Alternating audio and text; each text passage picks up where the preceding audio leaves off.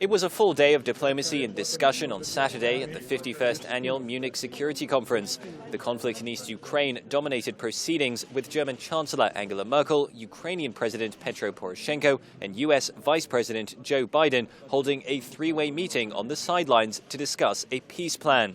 It was Merkel and Poroshenko's first meeting since the German Chancellor returned from talks with Russian President Vladimir Putin in Moscow on Friday.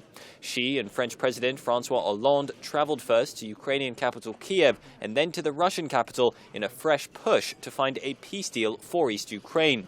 The conflict there between Russian-backed militants and Ukrainian troops has been raging for some 10 months.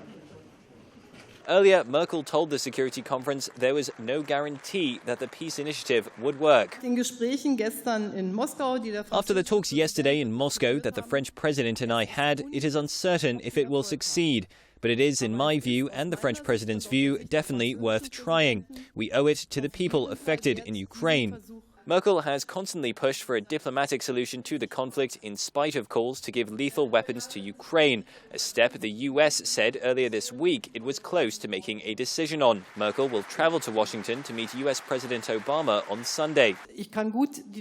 I understand the debate, but I believe that more weapons will not lead to the progress Ukraine needs. I really doubt that. This is all I can say about that. If it is true that it cannot be solved militarily, then I think we should focus our efforts on other things. There's already a large number of weapons in the region, and I don't see that this has made a military solution more likely. The conference suggested some divergence of opinion between Europe and America on how best to confront Russian President Putin. US Vice President Biden had this to say. So we will continue to provide Ukraine with security assistance, not to encourage war, but to allow Ukraine to defend itself. Let me be clear. We do not believe there is a military solution in Ukraine.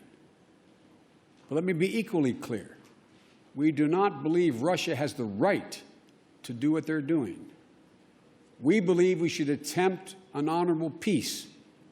But we also believe the Ukrainian people have a right to defend themselves. Those words perhaps offered some hope to Ukrainian President Poroshenko, who appealed to the international community to provide defensive military aid. I know that many experts have argued that enhancing us military will provoke further aggression. On the contrary, we have seen that the lack of defense capability triggers offensive operation against Ukraine and speeds the escalation. Over the course of the conflict, we have proven to be responsible, that we will not use the defensive equipment to the attack.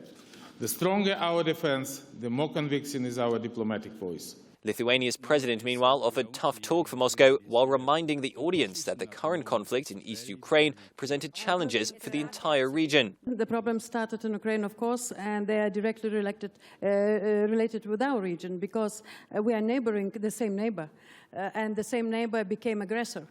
Direct aggressor who is organizing the war, directly participates in the war, supplies military equipment to the war, and behaves itself as terrorist.